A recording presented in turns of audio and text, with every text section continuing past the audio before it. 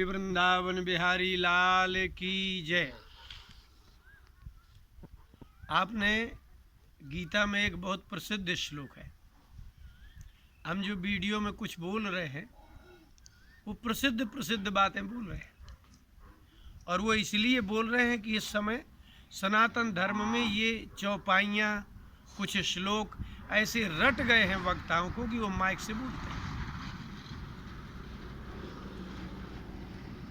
भगवान ने 18वें अध्याय के 66वें श्लोक में, अंतिम श्लोक है वो, अर्जुन को समझाने के लिए समझाते समझाते अंत में उन्होंने एक बात कही, सर्वधर्मान परित्यज्य मामेकं शरणं व्रज अहम त्वा,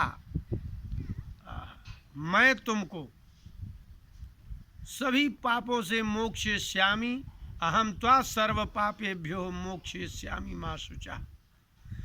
अर्जुन ने कहा कि मैं अगर गुरुजनों को मारूंगा, अपने परिवार को मारूंगा, भीष्म पितामह इत्यादि को मारूंगा तो भारी पाप लगेगा। भगवान ने कहा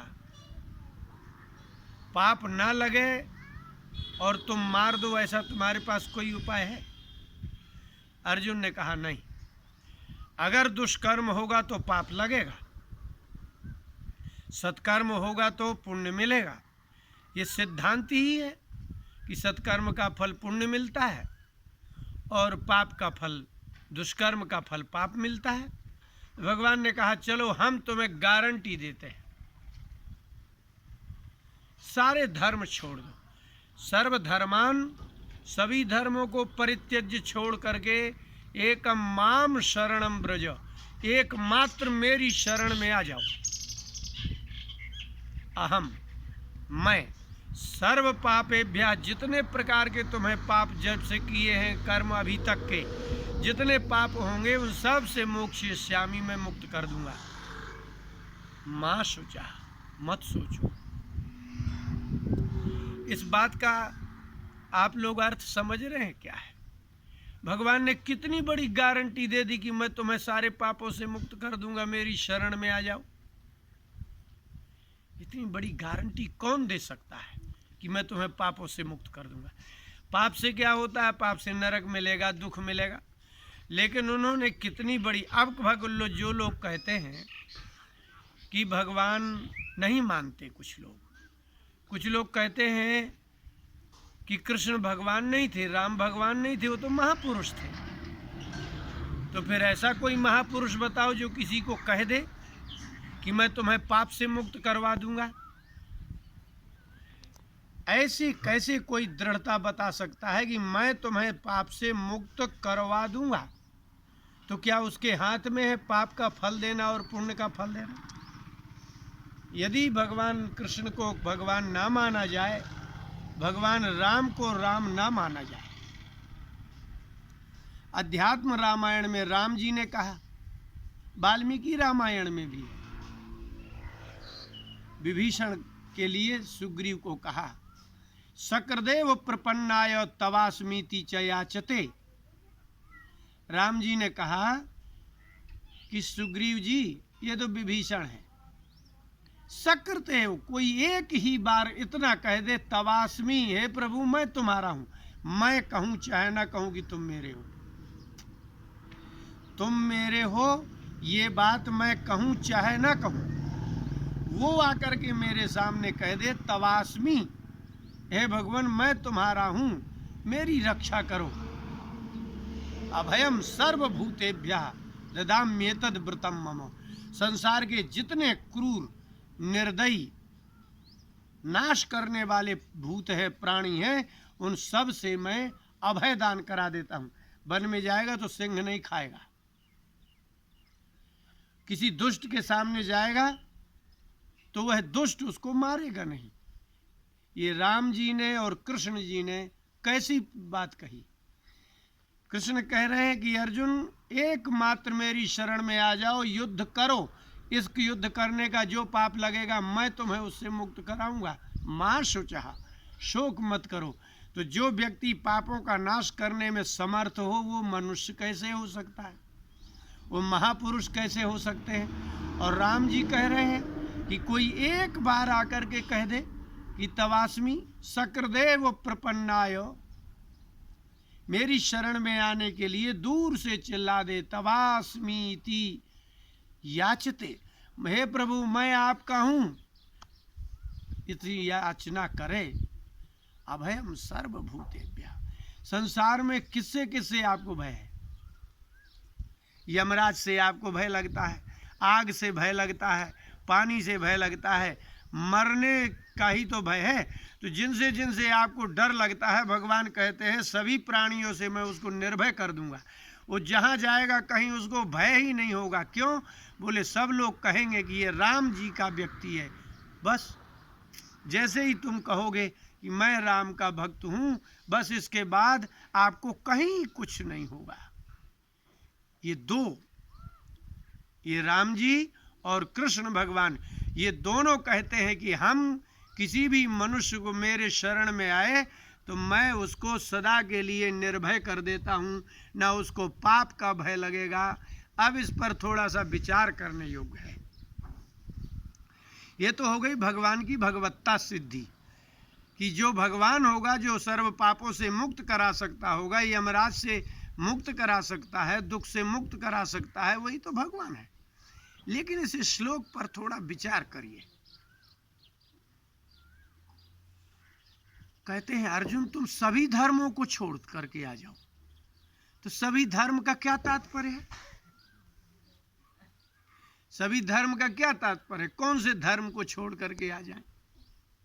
अर्जुन गृहस्थ है, कोई सन्यासी हो और अपने सन्यास धर्म को छोड़ के आ जाए। ये श्लोक भक्ति के लिए है कि कोई योगी हो, योग करते करते उसको योग सिद्धि प्राप्त नहीं हुई हो, वह सफल ना हुआ हो, उसको हृदय में भगवान के दर्शन ना हुए। भगवान क्यों दर्शन देंगे?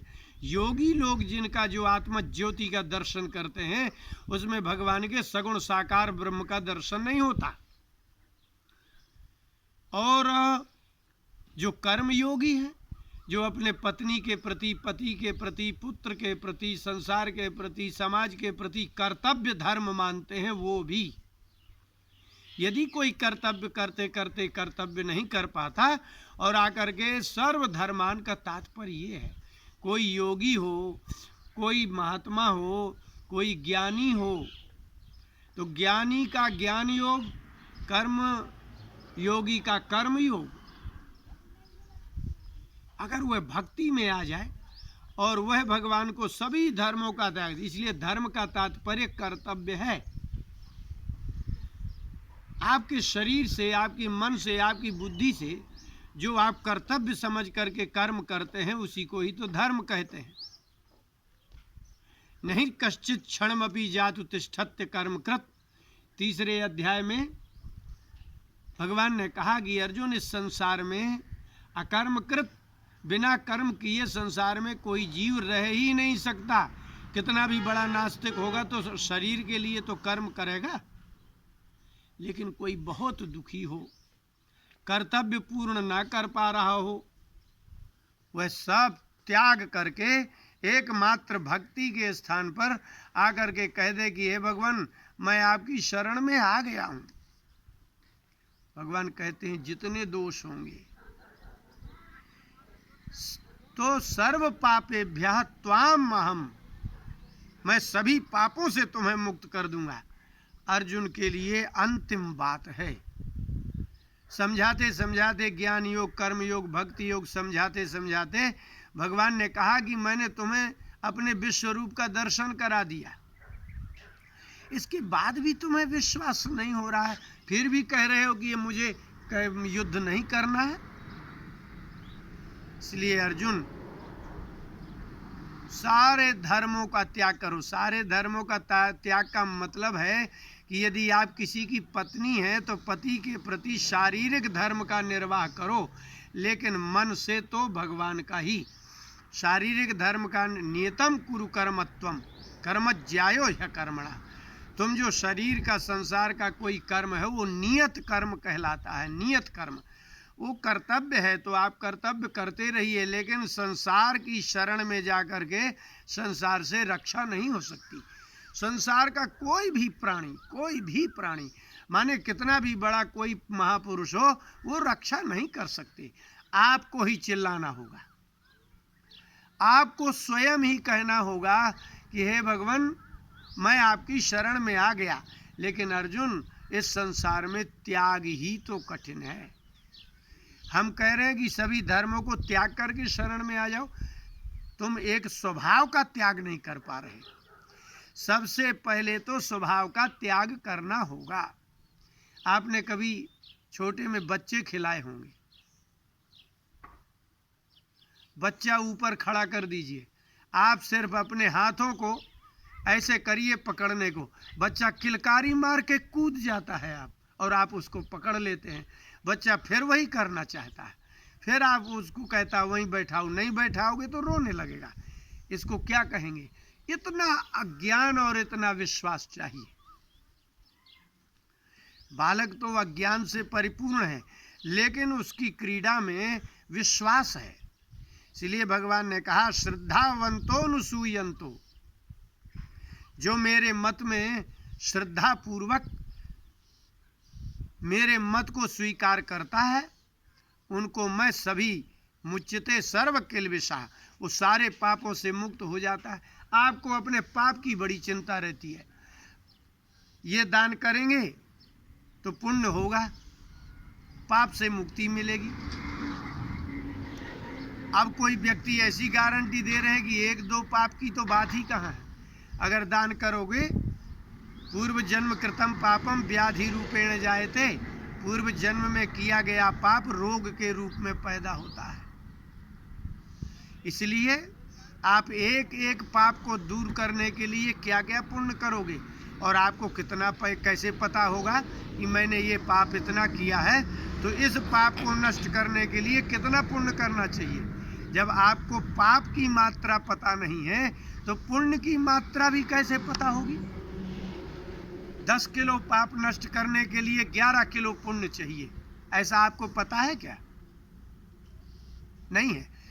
एक आपके दरवाजे में कोई भूखा व्यक्ति लौट जाता है तो उस गृहस्थ को दोष लगता है, पाप लगता है। अब क्या आपको पता है कितना पाप लगता है? अपने माता पिता को दुर्वचन बोलने से पाप लगता है, आपको पता चला कितना पाप लगता है? जब से आप होश संभालते हैं, तब से आपने अभी तक यही नहीं जानकारी जुटा पाई कि पाप किससे किससे लगता है, और न ये पता लगा पाया कि कितना कितना पाप लगता है। तो कितना कितना किस किस कर्म से पाप लगता है, जब आपको ये पता ही नहीं है, तो फिर आप पाप से बच भी कैसे सकते हो? तुलसीदास जी ने बड़ी संक्षेप में कहा, पर पीड़ा सम नहीं अधमाई, जो दूसरे को दुख देता है उससे बड़ा नीच कोई है ही नहीं है। और परहित सरिस धर्म नहीं भाई, दूसरे का उपकार करने से बड़ा कोई धर्म नहीं है।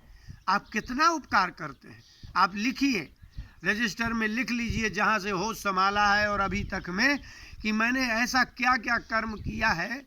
आपको तो परसों की बात याद नहीं है तो कैसे लिखेंगे? इसलिए भगवान ने कहा कि अर्जुन, जब से तुमने ज्ञान हुआ है तुमको कि मैं पुरुष हूँ, मैं गुरु की आज्ञा में रह करके जो विद्या एकत्रित की है, क्या कभी निर्णय किया है कि मैंने कहाँ कहाँ पाप किया है, मुझसे क्या क्या? इसीलिए कहा जाता है, पुण्य जितना सूक्ष्म है तो पाप भी उतना ही सूक्ष्म है। यदि आपको ये पता नहीं है कि कितना करने से कितना पुण्य होता है, तो आपको ये भी पता नहीं है। अच्छा, आपने किसी भूखे को भोजन करा दिया, आपको पुण्य कहाँ दिखाई दिया? तो यदि पुण्य नहीं दिखाई देता तो पाप भी आपको नहीं दिखाई दे सकता है। आप गंगा जी में क्यों कुंभ में नहाने क्यों जाते हैं? बोले पुण्य मिलता है। आप गंगा में नहाने गए, आपको पता चला कि पुण्य मिला? तो यदि पुण्य का दर्शन नहीं होता, पुण्य इतना सूक्ष्म है, तो पाप का भी दर्शन नहीं होता। इसलिए भगवान ने गारंटी ले ली कि जो मेरे शरण में आएगा उसको गिनने की जरूरत नहीं कि कौन कौन से पाप शेष हैं, इसलिए उसमें लिखा सर्व पापेभ्यः। सर्व शब्द का मतलब होता है सब। आपने जो मन से दूसरे का बुरा सोचा होगा, वाणी से जो दूसरे को बुरा बोला होगा, और शरीर से जो दूसरों के साथ बुरा किया होगा, ये सब तो पाप हैं, होते ही रहते हैं, होना ही है। शरीर है तो होगा। तो इसलिए मन से, शरीर से, वाणी से जो आपके वाणी से दुर्वचन निकलेंगे, मन से दुर्भावना होगी और शरीर से किसी की हानि पहुंचाएंगे, ये पाप आपने कहाँ गिने हैं? आपने तो गिनती ही नहीं की पापों की। तो अब कितना पुण्य कर लोगे आप कितना करेंगे? नहीं कर सकेंगे। इसलिए सबसे बढ़िया बात है, भगवान ने कहा कि अर्जुन न पापों की गिनती मत करो। अब मैं तुम्हें बिल्कुल ढेर वाली बात बताता हूँ। सर्व पापेभ्यः, जितने प्रकार के आपसे मन से, वाणी से, शरीर से, जहाँ कहीं जिस स्थान में जब जैसे पाप हो गए हों, कुछ पाप परिस्थिति बस भी होते हैं, कुछ काल ही ऐसा आ जाता है, कुछ समय ऐसा आ जाता है कि आपको नहीं करना है फिर भी आप करते हैं। तो इसीलिए जब कालिक पाप होते हैं, पराधीनता में पाप होते हैं, अनिच्छा से पाप होते हैं, इन पापों की गणना अर्जुन तुम कर ही नहीं सकते। इतनी स्मृति कैसे हो सकती है? इसलिए हम तुमको टोटल बता रहे हैं। सर्व पापेभ्यः, जितने प्रकार के पाप हुए हैं उन सब को मैं मुझसे मुक्ति दिला दूंगा। इसको क्या कहते हैं? इसी को कहते हैं भगवत्ता। और यदि कोई आदमी आपको गारंटी दे दी कि चले जाओ कुछ नहीं होगा, तो फिर आपको कैसे विश्वास हो जाता है? आपका कोई केस होता है तो आप कहते हो चले जाओ थाने में, मेरा नाम बता देना। आप जाते हो थाने में, जैसे नाम बताते हो, थानेदार का उनसे व्यवहार रहता है, बोले अच्छा तुम उनके आदमी, चल जाओ कोई बात नहीं। ऐसे ही भगवान का सर्वेश्वरत्व है। सर्वेश्वरत्व सिद्ध होता है कि जब यमराज को मालूम होगा कि ये भगवान कृष्ण के शरणागत भक्त हैं, प्रपन्न हैं, वो यमराज आपको पूछेंगे नहीं, वो नियम पूछेंगे नहीं, विधि पूछेंगे नहीं, संयम पूछेंगे नहीं। लेकिन एक बात ध्यान रहे, एक बार स्वीकार होगा कि मैं भगवान का हूँ, इसके बाद आप संसार के किसी भी प्रकार के कर्म करने योग्य रह नहीं जाएंगे। फिर तो आप वही करेंगे जो भगवान कहेंगे, आप वही सोचेंगे जो भगवान कहेंगे, आप वहीं जाएंगे जहाँ भगवान कहेंगे। इस प्रकार से मन से, वाणी से और शरीर से वो कभी पाप नहीं कर सकता जिसने एक बार भगवान की शरणागति स्वीकार कर ली है। जब एक बार भगवान पर आपको विश्वास हो जाए कि भगवान कह रहे हैं कि मेरी शरण में आ जाए, मैं उसको सब पापों से मुक्त कर दूंगा। अर्जुन मुक्त हो गए। अर्जुन ने कहा हाँ ये ठीक है। हम ज्ञान में कहाँ तक विवेक करेंगे, कर्म में कहाँ तक विवेक करेंगे, किस कर्म से पुण्य होगा, किस कर्म से अपराध होगा, पाप होगा। इसलिए मैं आपकी शरण में आ जाता हूँ। शरण में गए, सभी पापों से मुक्त जैसे हुए, बोले नष्टो मोहा स्मृतिर्लब्धा, मेरा मोह नष्ट हो गया।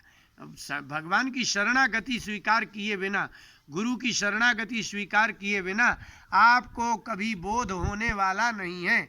इसलिए आप का ये सिद्धांत होना चाहिए कि बस भगवान ही हैं जो हमें सभी पापों से मुक्त करा सकते हैं और कोई नहीं करा सकता।